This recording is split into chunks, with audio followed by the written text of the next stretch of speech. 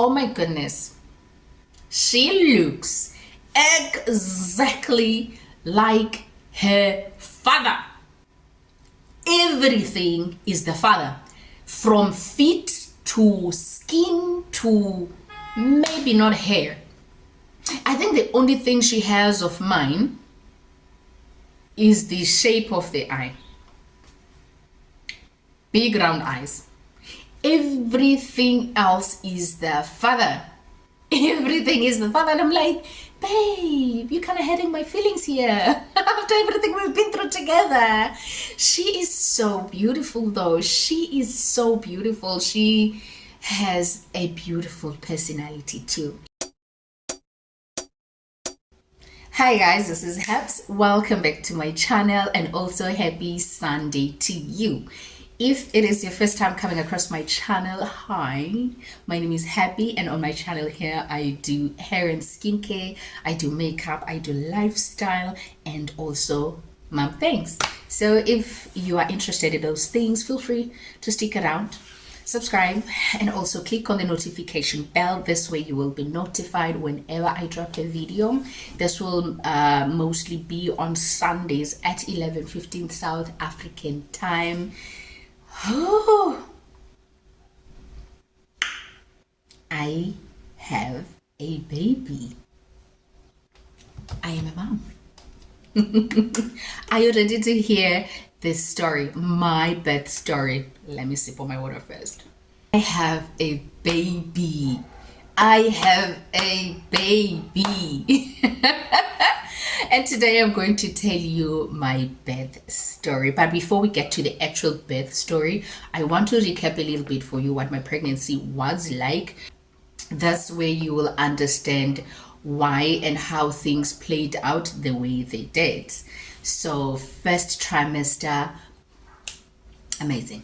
Absolute bliss. I had no complaints. Like, I had no food aversions, I had no breakouts, I had no morning sickness, I had no headaches, I had nothing. I was honestly living my best pregnant life.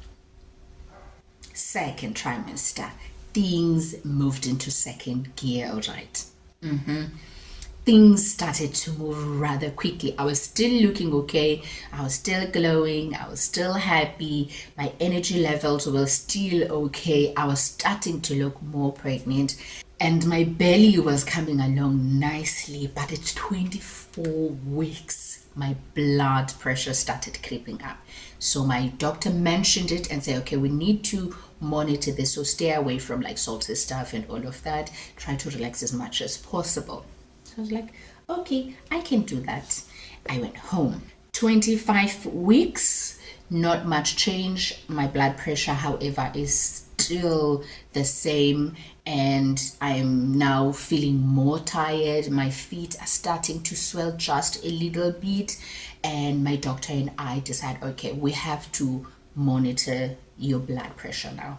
So I was put on bed rest. I would put my feet up all the time just to elevate them, and I would eat very little to no salt. Like, my food had no salt. And then what else? Yeah, I was just drinking my liquids, especially my water.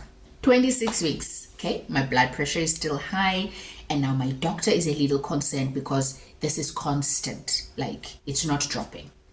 And we thought it would drop by now. We thought it was stress or something, but now I had been resting and doing as he had advised, so it wasn't going down. And so he decided to prescribe me some BP medication and advised me to check my BP every other day and send him the results and tell him how I was feeling and how I was looking.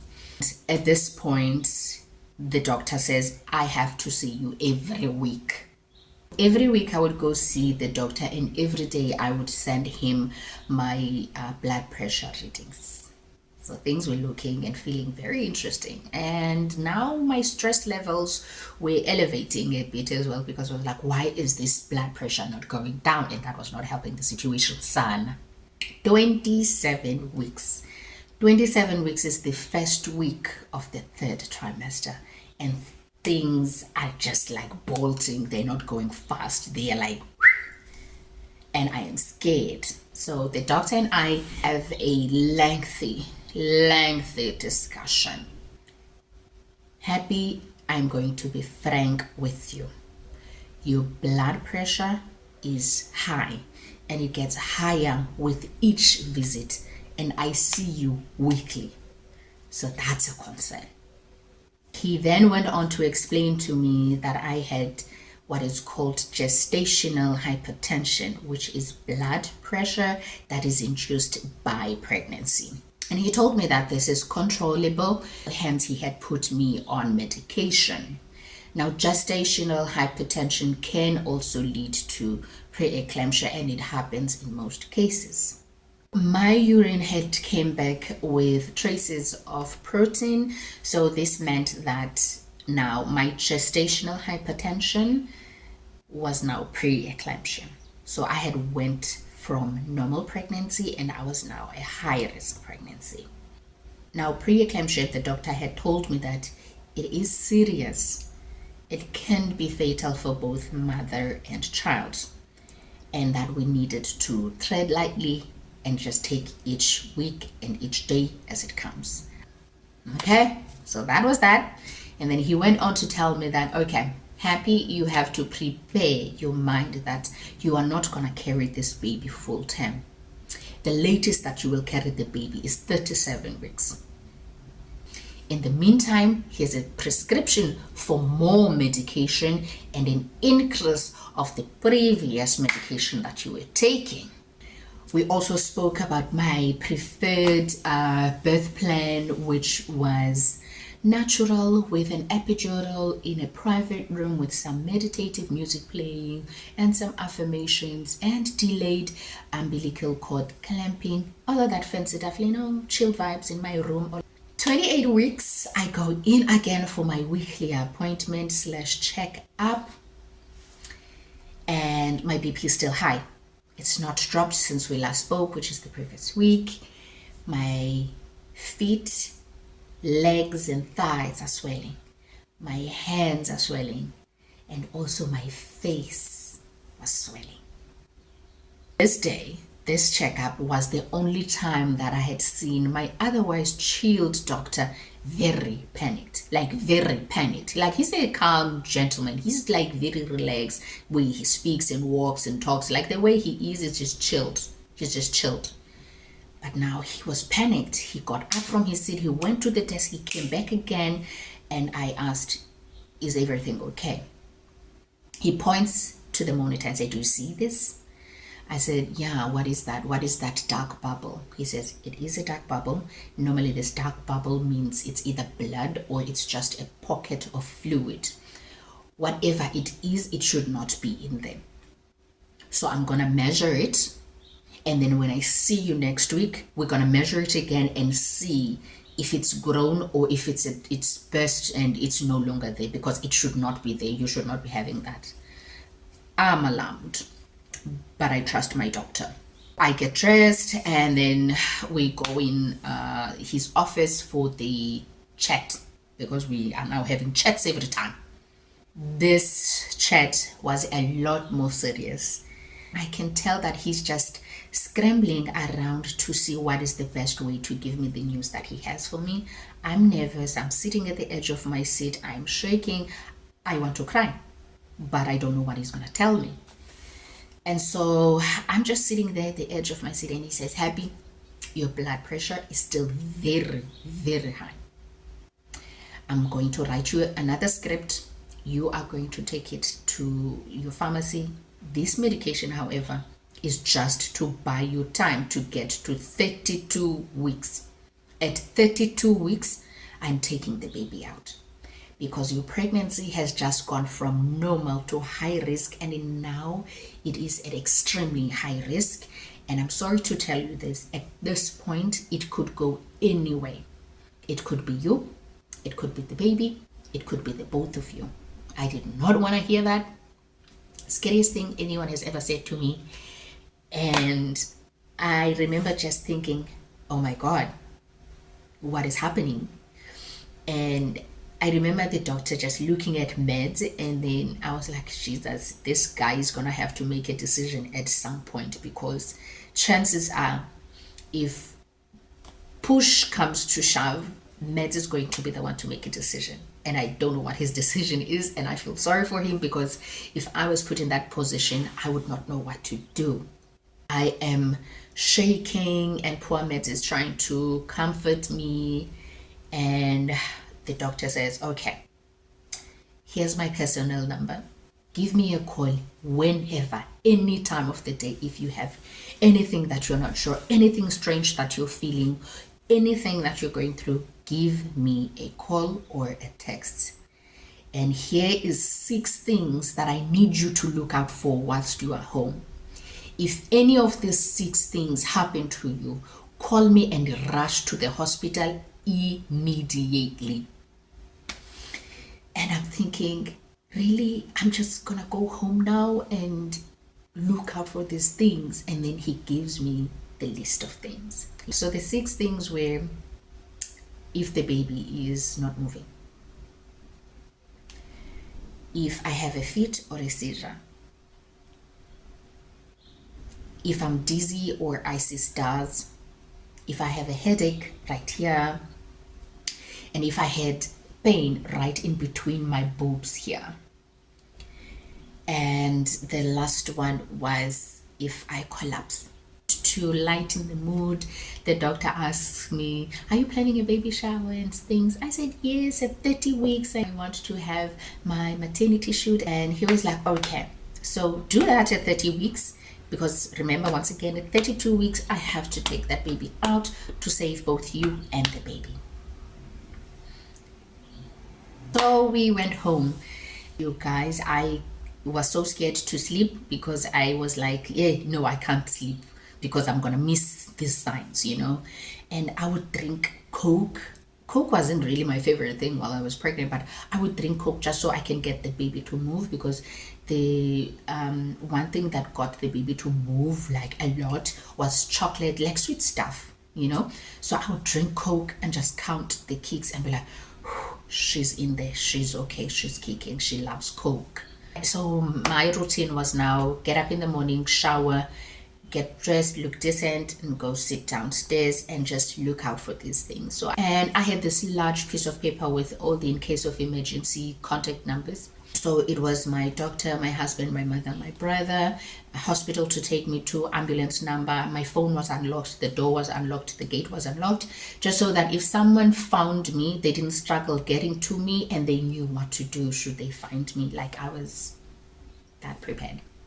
I remember this one time, a friend came to see me. That was the one time I got to relax.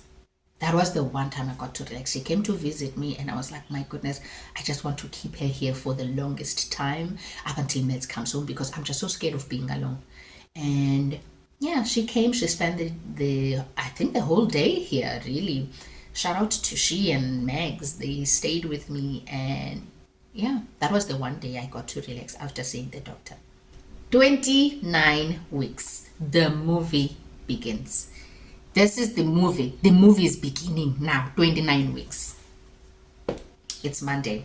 I'm supposed to see the doctor on Thursdays. I would see him every Thursdays. And the day was okay. I was experiencing mild headaches here and there. But these were different from what the doctor had described. So it was your regular headache, but it was coming and going.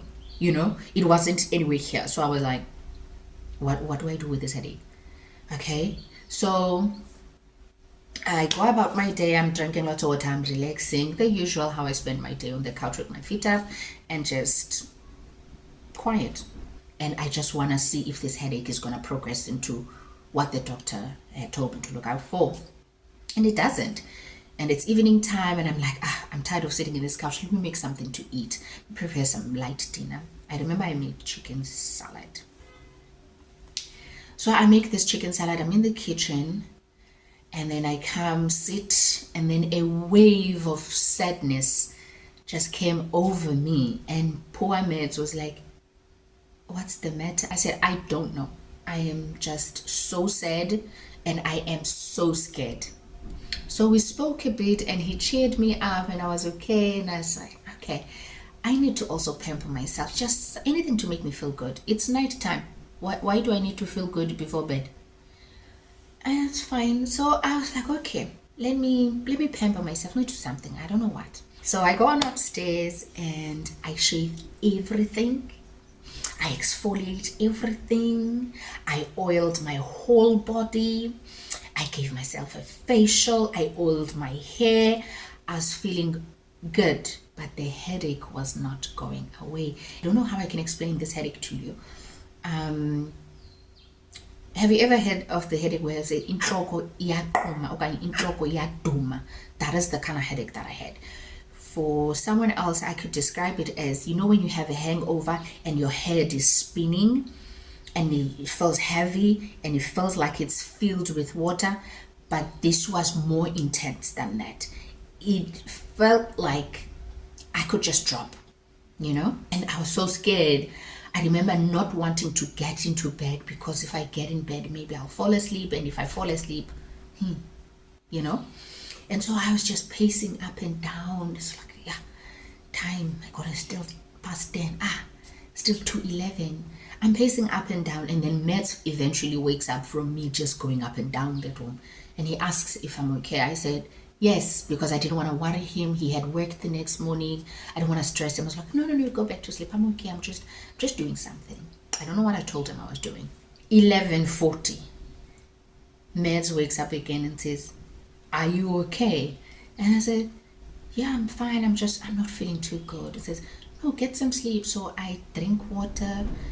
I try to get in bed, but I'm sitting up straight because one thing I don't want to do is to lay. And if you know anything about that hangover headache, once you lay down, everything spins. So I did not want that. So I'm sitting up in the bed, sitting up straight. And then I decided, this is too much. Exactly at 12 o'clock, I got up. I went to the bathroom. I took off my night dress. And I looked at my face and I was like, I am too young to die. I'm going to the ER. I woke Mads up, and without a hesitation, Mads woke up and said, you want to go to the ER? I said, yes. I said, let's go. So I grabbed my pink jersey. I grabbed my green pants, no brown, no panties. Grabbed that, put them on top of that, and I took my wallet and we left for Mediclinic. So we get to Mediclinic. There's just one couple that looks like they've been attended to already, so we went straight for the counter. I told the lady that my doctor had told me to rush to the ER if I had experienced any headaches, and I was. And so told me to go to the labor ward. Went to the labor ward, but I was like, why am I going to the labor ward? I should just go to the normal ward. But I was like, okay, I'll get a chance to see what I'm going to go through when I'm coming to deliver my baby at 32 weeks. And so we get there. There's two nurses. They attend to us. They are so nice and so reassuring, Shem. So they put me on the table. They put a band around my waist and say, okay, baby's doing okay. So yeah, they told me to lay on my left, and I did that. And they checked out this headache, and then they checked my blood pressure. They checked my weight and all of that weight too, because my file was not with them. I was with the doctor. Once they are done with everything, they call my doctor to report what their findings were, and then the doctor thought maybe there's nothing alarming, so they gave me some pain medication for my head, and then they said, okay, your doctor says we need to keep you overnight. It's 12 o'clock. What overnight are you talking about? We're going in the morning. We are in the morning. I was like, oh, okay. And then they took me to the room, and they said, okay, you need to rest. Your husband, however, can stay as long as he wants, but he can't sleep. Goba.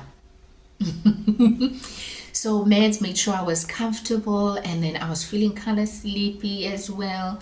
And yeah.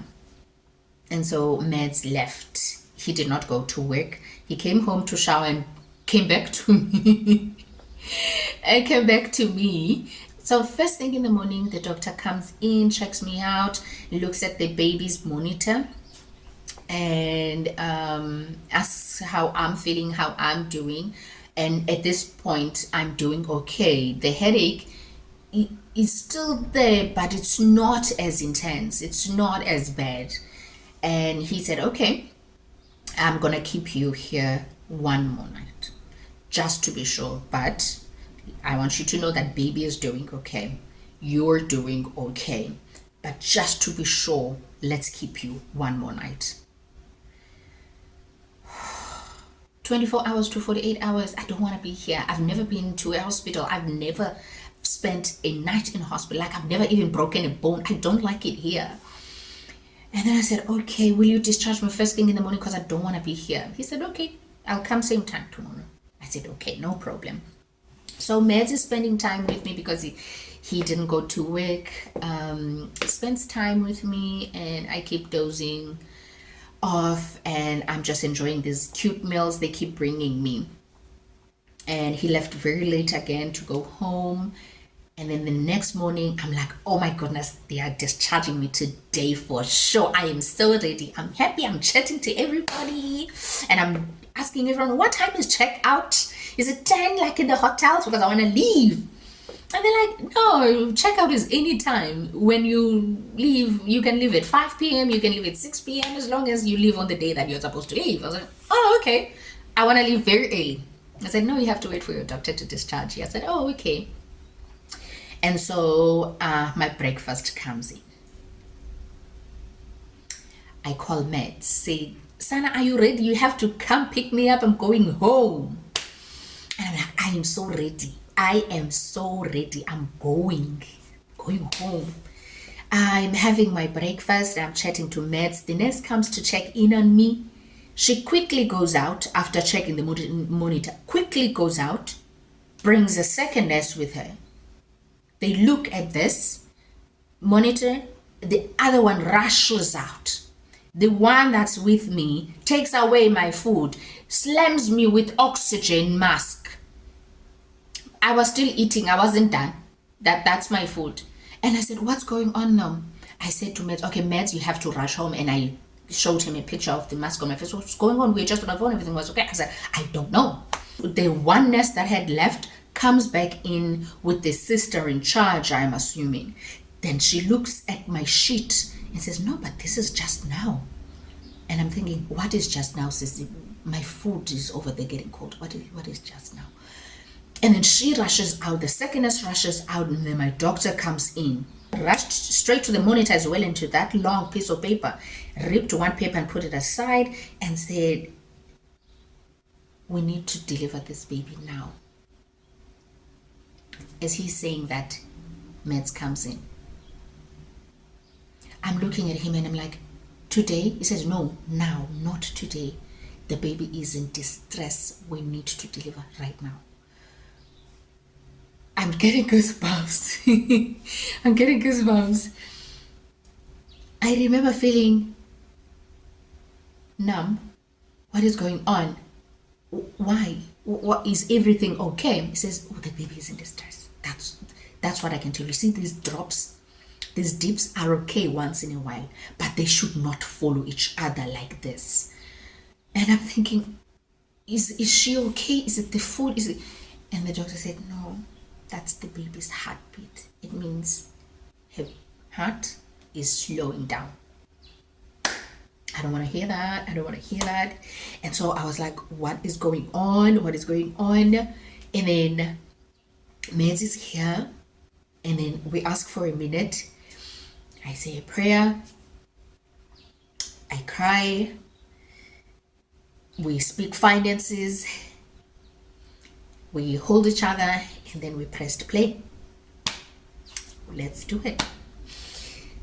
The doctor comes in, the nurse comes in. One nurse is looking up my skirt to see if I'm shaved, and I'm like, oh my God, I'm gonna have a C-section. I wanted a natural birth. What is going on? Oh my God, I had these planned things that I wanted to do. Oh my goodness, is she okay? Did I do something wrong? Did I sleep okay?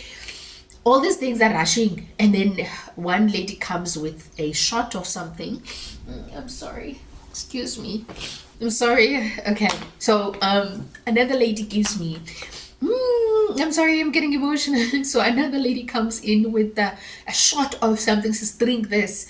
And I'm like, what is it? He says, this is going to help mature the baby's lungs. And I'm like, how fast is this going to work? The baby's coming out now. says, trust me, you need to drink this. I drink that. It tastes good. It's sweet.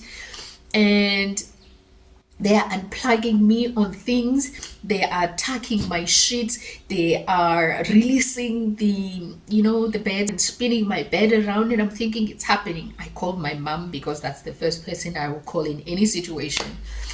And I said, I'm having the baby today. She says, you're not ready. I said, I'm not. But it's happening. It's happening. And I am so scared because I am thinking, hope we didn't wait long. I hope everything is gonna work out fine. Excuse me again. Gosh. Okay, I'm back again. So I'm gonna cry later on now. I don't wanna run out of tears. No more tears. So they wheeled me out of the room, and I remember I was shaking. I wasn't cold, and I was shaking. I was like, what did she give me? What was that shot? Because why am I shaking? And yeah, as they wheel me on the corridors, they take meds away. And I'm like, that's my comfort blanket. Why are you taking my husband away? I get to the theater room. We switch beds. Beds comes in scrubs. And I'm like, my goodness, it's happening. It's happening. I remember thinking, these are so many faces. Who are these people? There was so many people there. It was my doctor and his assistant, the esthetician, his assistant, the pediatrician, 2 nurses. So there's 7 people there, and then meds in me. And so everyone is telling me who they are, what their job is, and what they're gonna do to me. And I'm thinking, this is overwhelming. The one guy I was scared of was the esthetician, because he has to put that numbing needle on my back, and I'm like, I've heard that this paralyzes people if you move. I am so scared. And then my doctor comes in and says, okay, this is how you do it. And then I did all of that. And then the esthetician was just explaining to me what each step was going to be, and what I would feel. And yes, and I would feel everything that he told me, like that warmth that you feel around your bum when he's injecting you with whatever stuff that he injects you with. And yeah, they're covering me, and then everyone is moving so fast. The pediatrician, Shem, she was also very nice. She came over to me and says, listen, I know this is a very difficult situation. It's not ideal for anyone, but I want to assure you that everything is going to be okay. However, you will not have time with your baby. You're not going to even see the baby. A tear dropped, because why not? I said, okay, the baby is very, very small, very early, and we need to make sure that everything is going okay. So the moment she's out, I'm grabbing her, I'm covering her, I'm gonna put her in a plastic to retain some heat, and then yeah, we'll go from there. I was like, what? And so they numb me. I lose all feeling from my chest down, and I can hear just opening and cutting and burning stuff. And I'm like, what are they doing there? What is going on? And I have meds by my side the whole time, which was really nice. And I don't know how people do that by themselves, because it is so scary. All those lights, all that silverware that you hear, and all these people that you don't know. Oh, they cut me open, and I can feel a lot of tugging and all of that, and I'm just so stressed. All I want is for the baby to get here. At 11:45, I hear my doctor saying, oh, the labor of love is here. And then I hear the most beautiful cry. I hear the most cutest cry. And I hear Mad saying, oh my God, I see her. She has hair. And I was like, really? And then they lifted her up, and then they put her on my belly. I could not feel that. I remember hearing the doctor saying, this is mommy's temperature. And then put the baby, and then after that, I don't know what happened, because the next thing I know was meds was called by the pediatrician. She went and took meds with her, and then for a brief second, she brought my baby to me and said, mommy, this is your baby. She had the most beautiful eyes, the biggest beautiful eyes. She was looking right at me. I knew she couldn't see me, but I was like, I see you, girl. And I gave her a kiss, and meds and the pediatrician went on their way. My baby was born, you guys, at 7 months. 7 months. After taking the baby out, they took the placenta out, and I hear my doctor say, you have to take a picture of that, keep that placenta. And I said, why? I said, no, I want you to see. You remember those pockets of fluid we were talking about? I showed you on the monitor. I said, yes. He said, well, look at it now. Showed me the picture. I said, what is that? He said, well, that is blood. And it is 40% the size of the placenta. The placenta is bigger than my baby. What do you mean? My baby is inside of the placenta, and this thing was taking up 40% of that placenta, guys. Meaning this blood was depriving my baby of oxygen and space. That was scary. That was scary. That is why when I look at my baby, I can't help but feel so blessed to have her. She's so beautiful. Every day I am amazed at how beautiful this baby is. I know every mom probably says the same thing, but like, hey guys, I can't wait for you to see her picture one day. I promise you will be like, oh, this is what she meant. Yes. She looks exactly like her father though. Like exactly like her father. Like I was not there in the making, you know? The only thing of mine she probably has is the big round eyes. Everything is meds. Feet, meds. And the shape of the legs, meds. I think the personality might be me. But wow, I really honestly gave birth to my own husband, and I'm like, okay. Okay, she is so pretty. I cannot wait for you guys to see her one of these days. She is absolutely amazing. Imagine, she fought off other sperms, you know, like male sperms, and she came number one, and she made it to the egg, you know, came out at 7 months, breathing by herself, and she's still doing amazing. She needs no extra help for nothing. She's just a genuine actual baby. She eats, poops, sleeps like a full-term baby. She's the first thing I think about when I get up. She's the last thing I think about when I go to bed. She instantly puts a smile on my face. When I look at her pictures, I'm just amazed at how beautiful she is, and I can't believe I made that. As scary and as chaotic as everything happened, I don't think I would have scripted it any more beautifully or any differently if I could. I don't think I would have had it any other way. This was scary, this was beautiful, and I wouldn't change it. I wouldn't. Because out of everything that happened, I got the most beautiful baby. That is the story of how I gave birth and how I got to have this beautiful human being that I have. You know, the things we say sometimes really do come into fruition, because I remember saying, you know, I don't really care for the baby shower. I just want my baby. I don't care for the photo shoot. I want my baby. I'm scared of pooping myself if I give birth naturally. I'm scared of tearing. I am so scared coming back from the hospital with all these stitches. Will I be able to take care of the baby? You know, I was so scared of a lot of things, and